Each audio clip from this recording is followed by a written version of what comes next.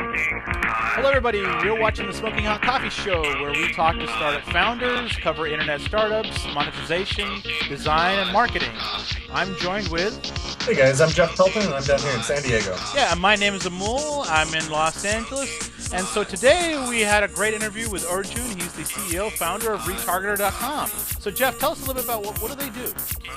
Yeah, ReTargeter is really cool. So, I'm not intimate with the ad space, but this is a technology that's taken off with ad networks, which is to be able to retarget your audience down the road. So what you do is you tag your audience who comes to either your website, or we found out you can do this through a shortened link, but you can create an audience, or even through email. People who open your emails, they become your audience, and then on all of the display ad networks around the internet that ReTargeter is a part of, you can redisplay the ads to them, effectively building the power of your brand and influence and sort of gaining the trust of your audience. Gotcha. So basically, these are the ads that are stalking me around the web. Yes. Oh, I was thinking about buying this pair of pants. Right. So a lot of retail, right, that you've probably seen, like you end up on Nordstrom, and then you're over on TechCrunch.com, and boom, there's the pants you were about to buy. Right. Right, and I wasn't ready to buy them, but now maybe, those pants don't look bad after all, and so I'm ready to buy now. And so this is a great technology. There's no secret. Advertising, at least banner ads, display ads, have been the click-through rate are really horrible. Nobody really clicks on them. But these technologies where these things follow you around has really helped, jumpstart the whole display ad market.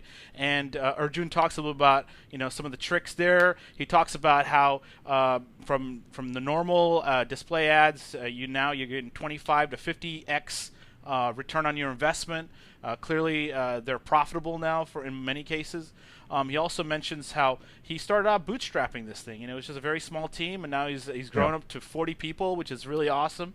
What other things, Jeff, did you talk about? Yeah, we got some great startup lessons from how they got their early customers to how they're growing the team and really focusing on their company culture as they expand to, like, what'd you say, 40-plus members now. Yeah, it's really great. I love hearing about a story, especially the early days. How did he get going? What kind of things in the past that stalled him, and how he got around that? How he set the company culture.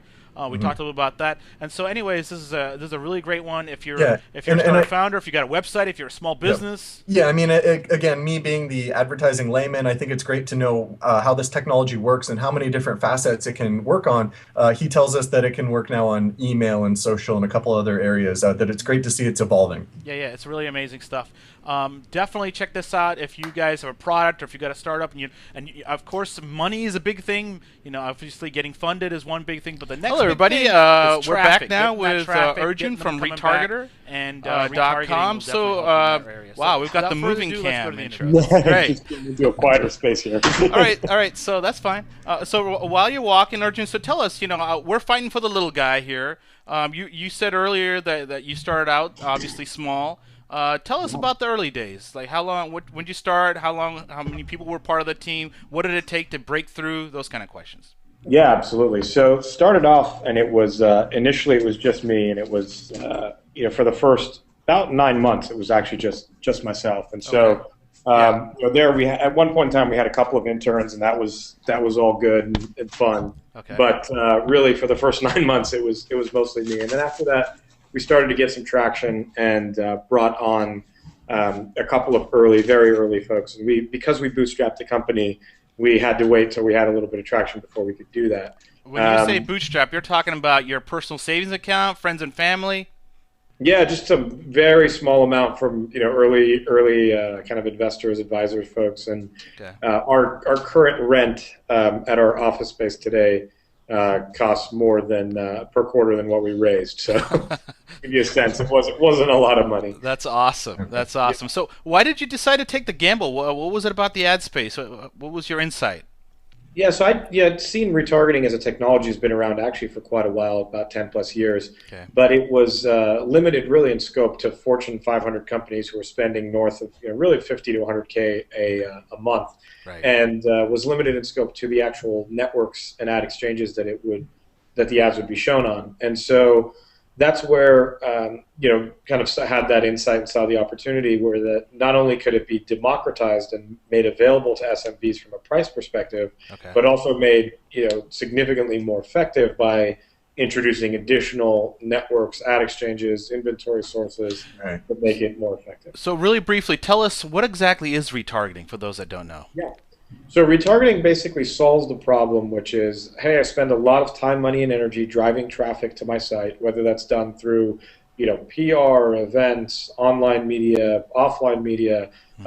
There's all these avenues to get folks to your site, but oftentimes they don't necessarily convert. They're not taking that action. They're not necessarily doing what you want them to do, whether that's filling out a lead form, buying a product, or just even remembering the brand. Right. And that's the problem that we're trying to solve. And the way we do that is when someone visits the site and then leaves, we start to show them ads everywhere else they go across the web. Okay, so the ad is stalking them, basically. Basically, yeah. Okay, that's great. I love it. I see that too. Sometimes I get creeped out, but other times it's very useful. I'm like, you know what? I do need to get that item. Or let me check into this again. Yeah. So it's pretty important that you guys are connecting more networks as well, like you're saying, right? Because then it's going to follow you in more places than, it's really important in this aspect, right? Absolutely. And it's interesting, over the course of the last 4+ years since we've been in business, we've added all kinds of interesting ad networks and ad exchanges, whether that be mobile or mobile web inventory. Okay. Most recently, and I think which is most exciting, is the Facebook exchange. So we can now actually retarget on the Facebook platform. Oh, that's huge, man. That sounds pretty. So if I'm on Facebook, I'm checking out my family photos, it's a new party, and then I leave Facebook, those ads are still tracking me and stalking me. It's actually the inverse of that. So if you go to a website and then go on to Facebook, you'll actually see ads for that site on Facebook itself. Gotcha, with the smaller size of the way that got with the the little smaller size. Yeah, Gotcha. exactly. Wow, very cool. Very cool. All right, so I'm really trying to fight for the little guy, the small team. What is it? How did you guys break through, and how can people use retargeting to cut their costs? Yeah, so I'll answer the first question first. I guess is in terms of how did we break through, and I think for us it was a strong kind of focus on email. Frankly, we used a lot of email to get our message out. Oh, I love that. We just had a big email thing yesterday. Yeah.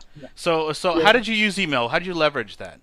Yeah, so we did a lot of what we considered smart prospecting. So we reached out to folks who we thought could really use our technology, folks who were of the right size, were facing similar challenges, or were just getting online and we knew were spending a lot of money. So we were basically looking to find who are the exact right people that we should be reaching out to, and then we emailed them and emailed them again, and emailed them again, and then one more time. Yeah. Well, tell me how you picked out those people that are of the right size, because I love that, like you're saying, you're bringing this tool from enterprise down to the small, medium business. Right. The retargeting seems ideal for getting your brand out in front of someone over and over again and really following them. How do you decide who to look for? Who's an ideal candidate for this product? Yeah, for this product, when we started, because we were focused almost exclusively on the kind of the SMB universe. We were going after anybody, really, we were using different data sets, things like data.com and Jigsaw at the time and other tools to find company sizes that were, roughly 25 to 100 people or less. That must be a lot of emails, man. How did you get away with the whole canned spam laws? How'd you get around that? Because we made them all very personalized. So it wasn't as if we were, canned spam is, kind of legitimate business solicitation is all right, but if you're just bombarding people and it's not targeted, then give us an idea. How many were you sending out a day? Let's say. At sometimes we were sending out. So we'd be doing a lot of prospecting and send out 500,000, and then we'd be re-engaging and following up with the other folks from. I love it. So 500,000 emails. That's a lot of code monkeys. There are a lot of people behind their screens. How'd you do that with 4 guys? How'd you pull that off? We used a lot of different software to make it work. So using tools like MailChimp, MobileStorm, AWeber, I mean, all these kind of tools that I'm sure you've heard of, and we're using those to do all that outreach. That's awesome. I love this, man. Scrappy guys sending out 500,000 emails from AWeber, from MailChimp. Usually, Wait, tell us about. Real quick, MobileStorm. Is that mobile, SMS marketing, or is that email? It's actually email. They actually do also have an SMS component. We never use that. I think just checking. That may have gotten us into it. That may have been a bit too much for us. So let me get this straight, though, Arjun. This is you're on a topic that's near and dear to my heart. So Right. let's say I'm on the Jigsaw or whatever, and I'm scraping. Did you guys scrape a whole bunch of emails and then basically dump them into Mailchimp and then send out a little offer about how retargeting saves small businesses thousands of dollars a month, or how did you approach that? Yeah, in that kind of way, exactly. And Okay. whether we were using either we were sending them directly, individually from our mailboxes, or we were using other tools to send them out en masse, but doing it in targeted chunks, so that it wasn't. We didn't want anyone to open the email and be like, "Wow, this is so not appropriate, Not relevant to me." Gotcha, not gotcha. relevant." So we'd say, Oh, "Okay, I love it. we sent a bunch of retail folks." I love it, man. I love it. My virtual hat off to you, my friend. I Thank you. love that, man. I love it. I love it. So, out of the 500 or 1,000 people you're sending, what were response rates? 1%, 2%, 5%? Yeah, they're pretty low, frankly. I mean, they're and as to be expected. But I think the fortune, as they say, is in the follow-up. So we made sure that we were always continuing to re-engage, provide interesting and relevant content. So it wasn't just, hey, buy my stuff, buy my stuff, buy my stuff. It was more, hey, here's something interesting that you may that may be relevant to you. So, for example, if we had a retail list, we'd say, hey, did you see this new article about trends in conversions for landing pages for retail sites? Or hey, did you know that you can use retargeting this way specifically for a retail company? Something that's highly relevant, that if someone got there, they'll actually be happy to get, not be annoyed to get. Gotcha. So you're basically educating. You got an educational sequence. Like Yeah. how many emails have you noticed on average did it take for them to email you back? Is it 4 out of the 20? Is it 3 out of the? Can you give us a little bit more info on that? So I think generally, the first couple, maybe even the first 3 or 4, usually don't get a response. Okay. Sometimes you do, and that's great, and that means you wrote some good copy and you really hit the right, the right nerve. But oftentimes it'll take 3 or 4, and you have to kind of establish the relationship. You have to continue to provide meaningful content. The first time, oh, that's nice, delete, delete, thanks, exactly. relevant. Yeah. The second time, oh, well, okay, these guys, and then by the 4th or 5th, it's like, okay, these guys really know what they're talking about. Gotcha, They're gotcha. here to be helpful. This is It's awesome. interesting. I That's love sort it. of the same psychology as retargeting, right? Yeah, exactly. Yeah, essentially the same thing. Yeah, exactly. So how many days between emails did you space these things out, if you can recall, back in the day? Yeah, usually 7 to 14 days. 7 to 14 days. So Okay. yeah, we're usually, it's a week to 2 weeks, and so we're not in any crazy rush, although we are, because it's a startup. We always are. Right. But I mean, I think from a positioning standpoint, we don't want to bombard folks. We want to respect their time. We want to educate at the right pace. Of course. So, all right. So we're talking basically about a 2-month cycle here. 2 to 3 months, you might get some of these people start emailing you back, say, "Hey, we've been getting your emails. We love what you're doing. How much is it going to cost to get us in?" That kind of thing, right? Exactly. Yep. All right. So what about the technology? Obviously, I mean, as far as I know, you're not a coder. How did you get this thing built out? Yeah, so actually, I did study electrical engineering and computer science at Berkeley, so I did have some kind of coding background, but that was pretty much it. So after school, I went into finance and then kind of let it go. So technically, no, but I think so you went from computer science to finance. What? Yeah, it was a little bit of a crazy shift. Yeah. But the reason I bring that up is because we built our initial platform off of, we leveraged a lot of open source tools. We were kind of really just hacking it together. And that's where that early skill set was actually helpful. So without having had that training, it may not, it would have been significantly more difficult. We may not have even been able to do it because of what was required, at least understand the basic technology and kind of hack together various open source tools to allow for the first iteration of the product. Gotcha. What open source stack did you start with? So we were leveraging platforms like OpenX, which is kind of the open source tool for the for the ad world, and then just building on top of that with that. Gotcha. Very cool. Very cool. All right. So I think the second half of my question is: let's say I'm a small, scrappy startup. Like, how can we leverage retargeting, and what's the minimum monthly spend, and how can we really get our ad stock in the right people, and so we don't waste our money? Yeah. So the way where we kind of price ourselves is we start with folks who have at least 10,000 unique users or around 10,000 unique users coming to their site. So that's kind of where we start. If you're literally just getting started, then I would probably recommend going over to Google Remarketing. They have a good solution as well. Okay. It's significantly limited in scope, but it's a good place to start. You could start for $5 if you want. Okay, so does that really work though? Come on, be honest with me here. Does it really display the ad? You know, the click-throughs on banners are awfully low. Right. I know retargeting has really helped jumpstart that again. So banners are starting to be sexy again. Does Google does their retargeting really help the little guy? What's your feeling? It does. I think, to the extent that you can start to follow around at least some portion of your audience and do it in an inexpensive fashion, I think it works. Given that Google, and this is an interesting statistic, is that oftentimes when people think of Google, they think of search. And when you think of Google and search, like these guys own the market. And if you're searching on Google. With display, it's interesting because it's not necessarily the case. With display, there's so many other players in the market, and it's a very fragmented space that if you just go on Google, you may be able to find some percentage of your audience, but definitely not all of it. If your audience skews, let's say, more towards a Microsoft or a Yahoo type of audience, there's no hope for you finding your folks on the Google network. So there's things like that which are important to take into consideration. But as a small business owner, if it's 2 or 3 folks, you're just getting started, you're kind of getting up and going, something is better than nothing, and so I would recommend it in that case. Okay, okay. So tell us more about you're saying 10,000, you're saying unique. So give us a good example of a startup that's in that sweet spot. Right. So I'll go back to kind of one of our earlier clients, the folks like Kissmetrics or Zendesk. Okay, yeah. They're kind of B2B software companies that were starting up at the time, and they had around that amount of traffic, or maybe a little bit more.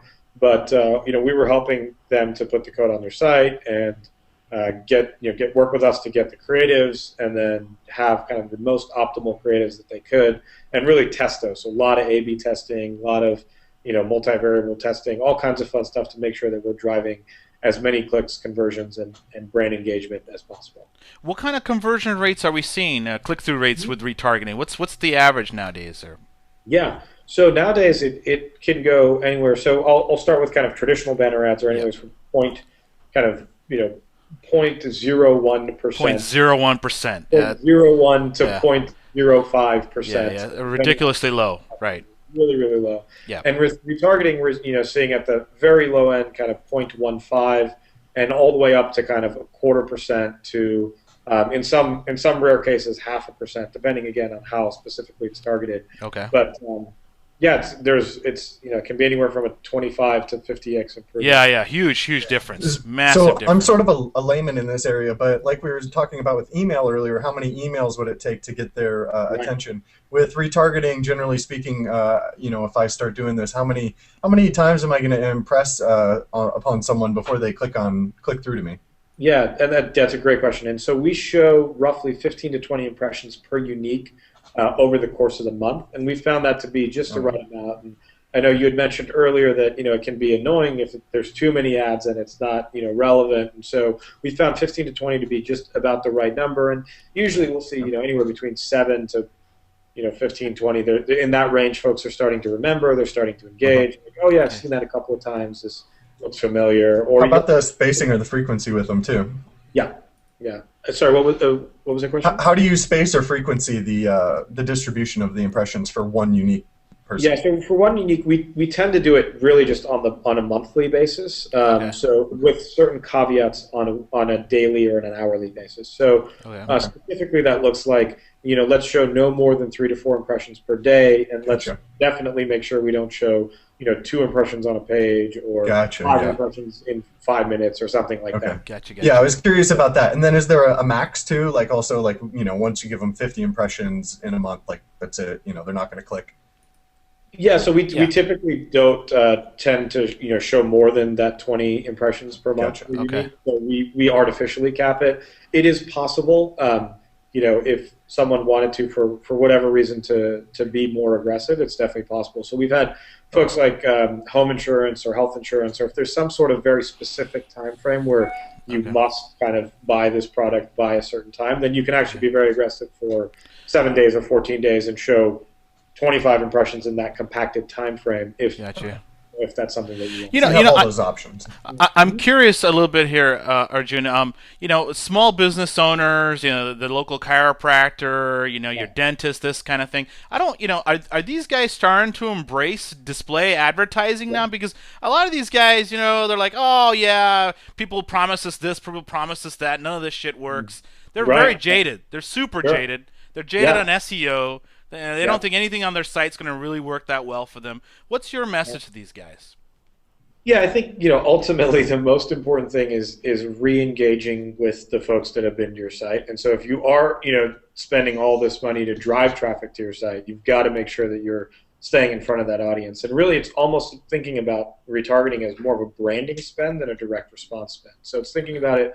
This is the best branding dollars that you could spend. You're going to stay in front of just your target audience for ideally for life, and you keep depending on the type of business.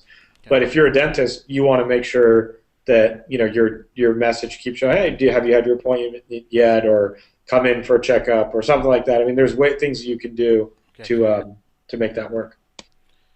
So you're saying retargeting could be possibly a way for these smaller practitioners, because a lot of them, I have to be honest with you, a lot of them I've got friends, even some family members that really kind of given up on their site. That's just something they had to put up when they started their business, and that doesn't really do anything for them,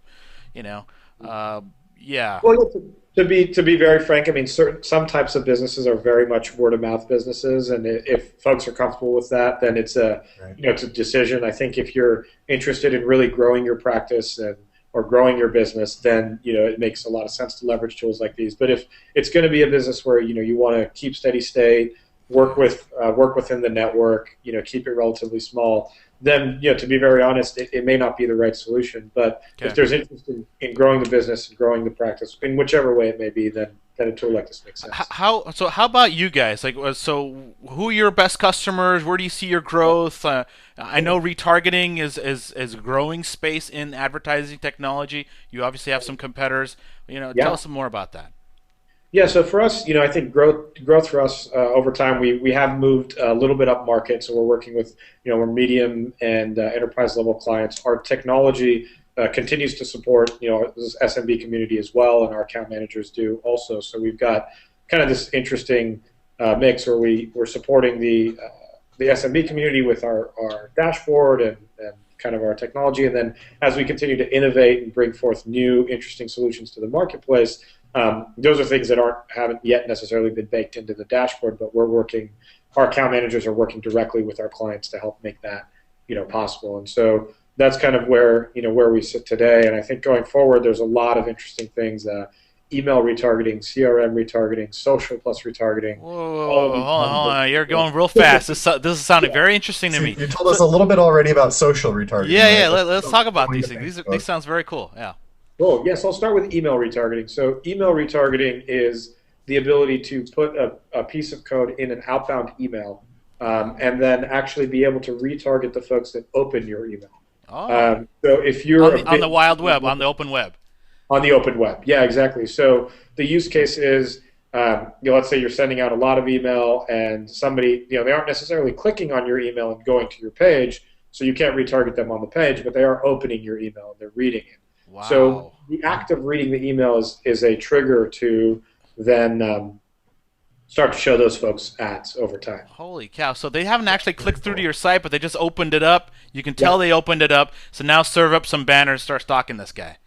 I love it. That's so great. Has that been launched yet? Or Yeah, that's been launched. That's actually been around for a couple of years now. Lots of fun case studies with that. And it's something that we recommend our clients, whoever does a lot of emailing, it's something they should leverage. Give us an example use case.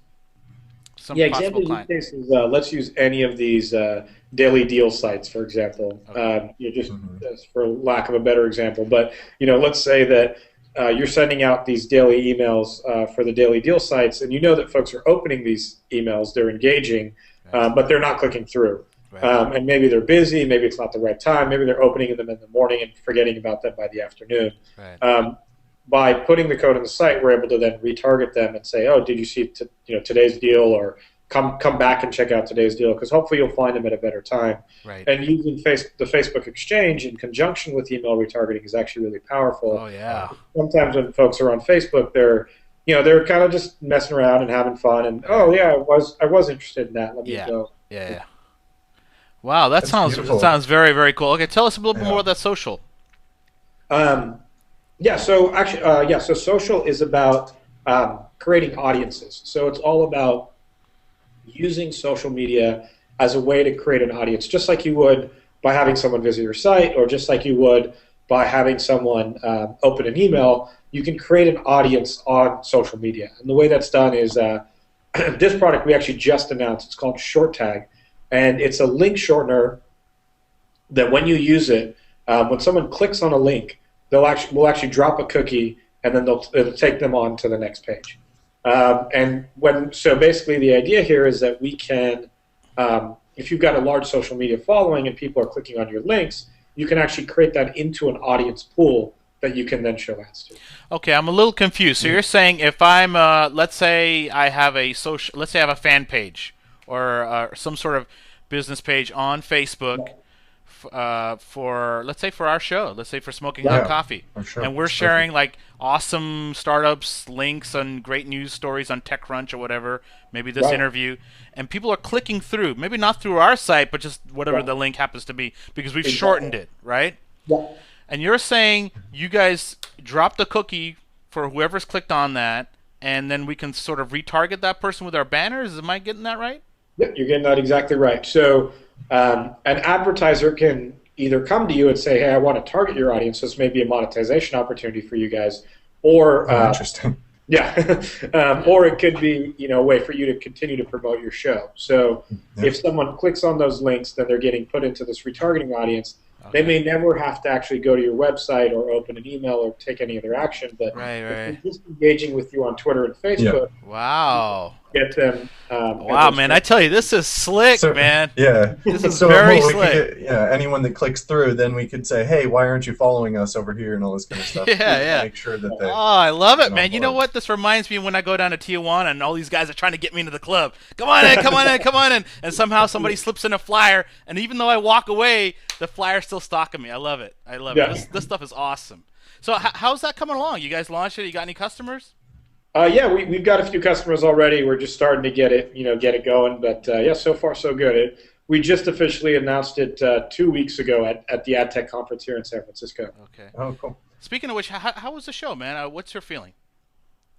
It's a great show. It's one of the shows that we always get out to. We actually threw a party around the event, and just bring people together. So it brings a lot of folks from the industry, a lot of press, and a lot of advertisers and marketers, and folks who are interested in learning about what's hot and what's new. So when you were first starting out 4 years ago, how long did it take you before you started showing up in AdTech? Like, was it a year in?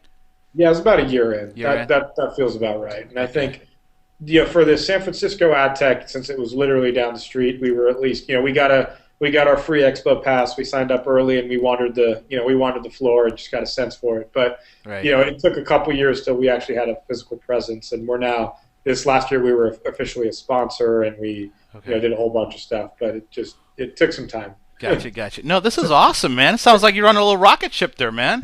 Yeah, things are moving. Things are great. Come on. So how many employees you got right now? How big is the head count? Yeah, so we're about 40 folks now here in San Francisco. Wow. Yeah. All right, so let's back up real quick to those first couple of years. For our audience who are startup founders and entrepreneurs, tell us what was some of the challenging moments early on that you really had you worried, or some of the nitty-gritty things that our audience would love to hear. Yes, the early stage is all about that kind of just the hustle. I think it's the unending kind of hustle. And so we had a lot of funny stories where this was something that was crazy at the time, where we actually ended up accidentally buying $20,000 worth of ad inventory in 5 minutes because we had messed something up, and that was rough. That was frightening. $20,000 at that time was devastating. Were you able to get out of it, or what happened? No, we were able to make it work, but it was it was a little hairy there for a while. But things like that were, what's that? Did you get your money back, or how'd that turn No, out we exactly? didn't. We Okay. bought a bunch of impressions, so Okay. we Or bought okay. them. Yeah, you So, can. so what you're saying is the ROI on that wasn't too bad. You're saying you got your money back out of that. Oh no, we didn't actually. So Oh, we were actually testing. Yeah, it was pretty bad. So we were testing our kind of our latest iteration of our new dashboard, okay. and we were using test creatives. So we were using Okay. just it wasn't even as if we were advertising for ourselves. We had I think it was some silly picture of a cat or something Oh that no. you find in Reddit. It was pretty bad. And you know we were testing out the system, and we had instead of setting it to production, we had unintentionally set it live and hadn't gotten the right checks in place. And you know, typical kind of early stage startup mistake. And this was you know about 12, 13 months in, and so that was a funny, scary, crazy moment. Well, as you're growing, as you're still obviously still growing, what have you found has been a kind of a tough thing? Is it trying to hire talent? I mean, you're obviously in San Francisco. It's got to be super expensive to hire people over there.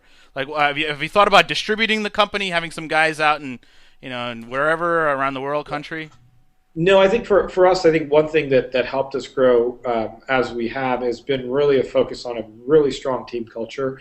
And even though it may be cheaper to have folks elsewhere, building a team culture that's here, that's present, where everyone spends time together, where they can literally get up and say hi to somebody and ask a question, I think is really really important in the early stages. I know folks who have done the distributed thing and have a lot of respect for them. Matt Mullenweg from WordPress is Right. someone who's done that really well. Who I've chatted with about it, but it's something for what we're trying to build and the culture and the ethos of our company, and also of kind of the product that we're building and the solution and the service that we're providing. It's best that everyone's together. Wow, I have to tell you, sometimes for some smaller startups, having the distributed team is really the only option because they Right. can't afford the office space or they can't Yeah. afford the high cost engineers in San Fran. Yeah. Okay, so the first year you guys got started, you're at your ad tech show. The next year, what were some of the other big challenges in those early couple of years? Like obviously the mess up there. Yeah, I think the other challenge, and probably the most important challenge, is really with how do you build a culture and a team and a set of values that folks are aligned with, and how do you make sure that you're managing against that in a very clear and transparent way. Okay. When we were just getting started with 5 people, it was all guys. It was hungry. It was loud. It was crazy, and it was a certain type of environment. Right. Bachelor pad is what I'm hearing here.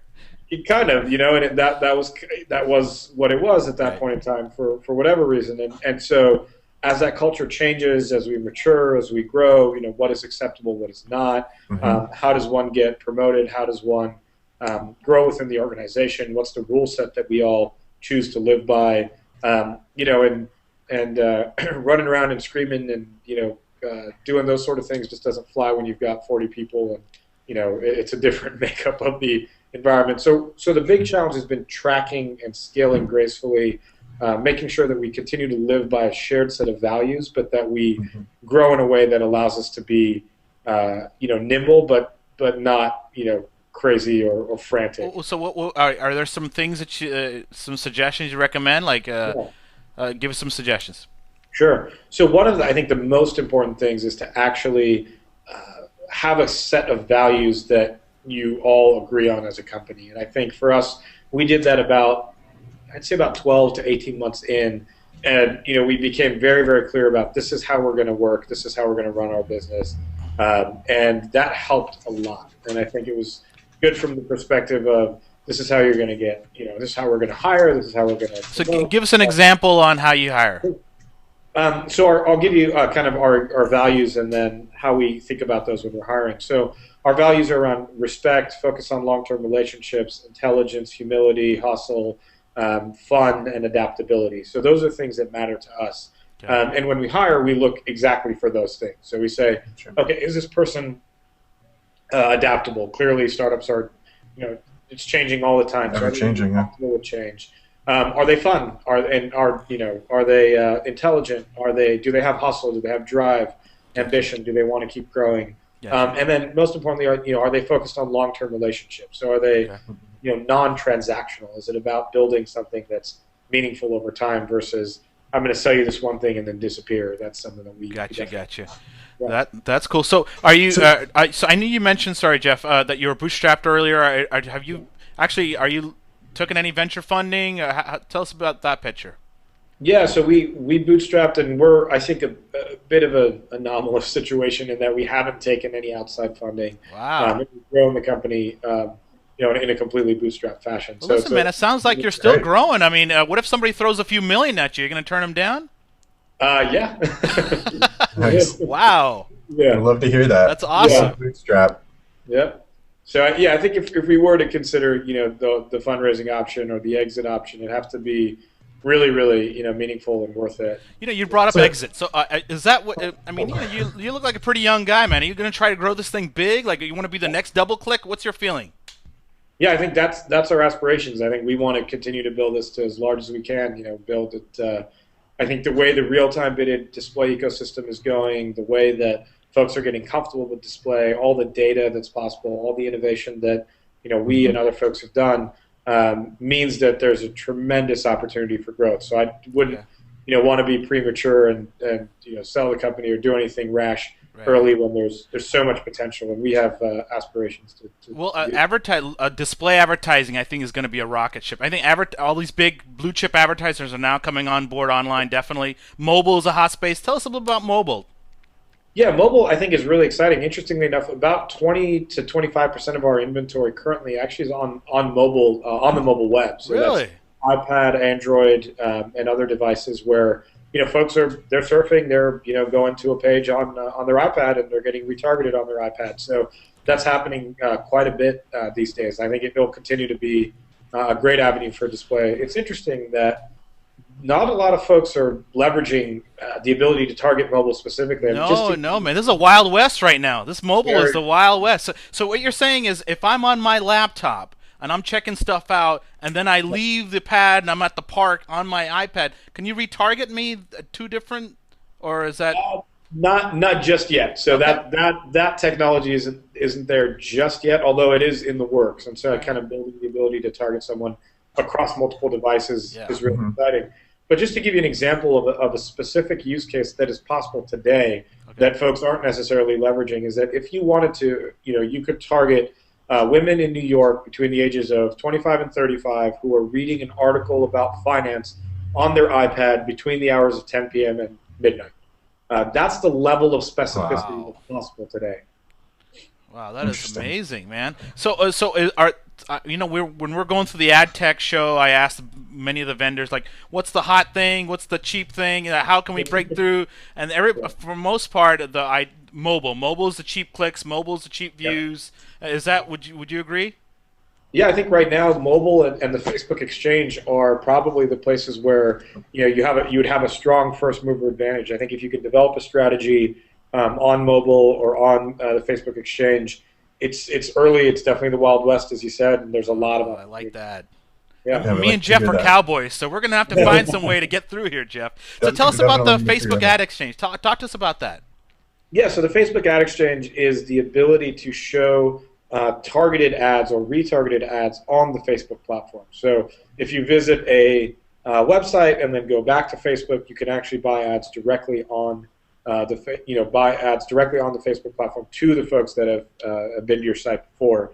And it's really a really powerful solution. Right now, the performance of those ads is even higher than traditional retargeting. Okay. And in some cases, the cost is even lower. So it's a good time to be on that platform. And soon you can also buy ads directly using other data sets. So if you have a data set from a social audience, like we were talking about before, you can actually retarget them onto the Facebook exchange. So it's a really powerful platform to get in front of folks. Gotcha. So what's your feeling about the death of Flash? Are we going to have interactive ads anytime soon now that the Flash is kind of dying on mobile? What's your feeling there? Yeah, I think I'm still personally pretty bullish about HTML5. I still think that there's a lot of opportunity there, and that if Flash becomes challenging. I've already seen folks on the iPhone. They're using QuickTime and other solutions to kind of get around the Flash. Right. Is that right? Okay. Interactivity with ad units, and as an ad designer, you don't want to have to design one ad and then have to repurpose it into Flash. I think folks are going to move more towards things like HTML5, just because it's easier. It's a single source. Don't have to do rehash it every time. Yeah, because I really on mobile I don't see ads that have some of the same interactivity that I see on the desktop, obviously. Right. And I really think that's a huge area where people can really leverage the interactivity. Gather either from lead gen or show a video or optimize it or whatever. Yeah. Have you seen? Are there any good examples on mobile ads that you've seen that are really kind of cool, cutting edge? Yeah, I mean, I love the click to call kind of ad unit. I think that's really smart. I think the click to map kind of ad unit. There's a lot of kind of engaging things you can do knowing that someone's on a mobile platform. Add to contacts, or those sort of things that folks have done in the past, which I think are really clever. You can pull in because you have location data. You can pull in weather. You can pull in the price of gas around you. I mean, there's a lot of fun stuff that you can do in the ad units that, again, very, very much on the cutting edge yet. No one's really done it, but there's a lot of possibility there. Wow, very cool, very cool. Nice. All right, so if people watching the show want to get a hold of you guys, what's a good email? Yeah, so my email is I'm easy to find. It's Arjun, ARJUN, @retargeter.com. For sales-related stuff, it's sales@retargeter. For any other info, it's info@retargeter. So we're easy to find. Awesome. Easy to get a hold of. Awesome. Very, very cool. Well, we're going to try to get a hold of you guys in a few months and hear your story again, how you guys been growing. With that in mind, what's the next big thing for you guys? I mean, you said upstream. What's the big challenge there?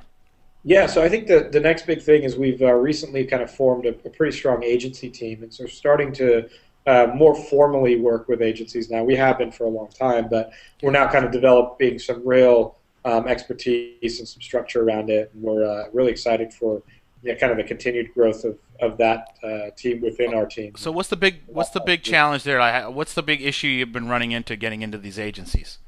Yeah, so agencies, I think they're used to hearing everybody kind of just pitching them all the time. Oh, right. Check out this cool new thing, right. Yeah. And it's all about kind of how do you show that your technology or your service is really going to add value to their end client. Not, hey, this is just a hot new thing, so use it. But it's about building that long-term relationship and adding real value. And that's not trivial. That's pretty tough. So what's the best way of doing that? Is it case studies, really bugging them every month? What's the best way? Yeah, I think case studies is definitely important. And then finding ways to really understand what's important to them and what's important to their clients, and then speak to that rather than, just pitching, right? So you're trying to understand their problem better. Yeah, exactly. A lot of companies that come in are just throwing kind of the new idea at them rather than understanding what really matters to them and their clients. All right. Well, retargeting is obviously a growth area in the advertising technology area. You guys aren't the only people in town doing that. Why would somebody pick you guys over, let's say, some of your competitors? Sure. So I think one of the things that we touched on, I think that's really important, is the access to inventory that we have. Okay. Because we've been building relationships with different ad networks and ad exchanges, including those like Facebook, that's a huge and important differentiator for us, is that we're able to find your users wherever they happen to be on the web, not just if they're on one specific part of the web. Okay. So that, I think, is crucial. Secondly is innovation, some of the things that we were talking about earlier, just in terms of email, CRM, social, audience targeting, iPad targeting, all those kind of really innovative, cutting-edge tools are helpful. And then, personally, what I think is most important is our focus and commitment to service. I think we're really, really committed to good customer service. We want to work with our clients. We want to make situations in which they're successful and make display advertising easy for them. All right, so let's say I'm a startup founder. I got a small team, maybe a little bit of traction. What's the bare minimum monthly spend I got to really fork over to get one of you guys on board? $500 a month. Really? Oh, that's really reasonable. Yeah. Wow, I thought this was gonna be like 10 grand or something. $500. All right, so that $500, would you say I have a pretty good chance of getting some of that money back with installs or with people? Oh, absolutely. I think if depending on what kind of product you're selling, or if it's a B2B company or something else, but yeah, absolutely. And we track that over time, and there's also the the kind of intrinsic value to the brand of staying top of mind and the word of mouth marketing that results. Wow, this is very good. This is very affordable in my opinion. All right, so anybody that's listening, please reach out to these guys. $500 is a very small spend, and especially if the ROI is there. So, all right, cool. Well, thanks for being on the show. Let me ask you one more thing before you go. For all the founders and stuff, so what were some of the or sorry, what was I going to say? I totally lost my train of thought. Sorry, I was trying to squeeze one last thing in, but or no, for all the founders out there, what would you give them advice if they're struggling? When they're hitting those dark days and they're really having trouble. What got you through? You said culture was one of your big things, but what would you give the advice to these founders? Yeah, so I think a couple of the books that I really love and I think have been super helpful from from an early startup founder perspective have been Emotional Intelligence 2.0. So to break that down, it's all about self-management, kind of self-awareness, self-management, relationship awareness, and relationship management. So it's really understanding, what are the things that might be holding you back? Are they constructs in your own head? What are the things that in your relationships with others that may be holding you back, and how can you kind of work through those and work to better, just really work better with people? At the end of the day, a startup is all about working with that core team or working with your customers or clients, and so understanding how to work well with people and understanding how to work well with yourself is really, really important. Yeah, that's a tough one, man. That inside job bit. Oh, that's hard. Yeah, exactly. That's the tough part, but that's the part that I think has the most impact. Great. Well, thanks for the advice. We really appreciate it because, most startups fail and, we love to think that they all succeed, but it's tough out there. Yeah, it is. We it need is very the advice. hard. Yeah. All right, well, cool. Thanks again for your time, Arjun. I really appreciate it. Thank you, guys. Appreciate it.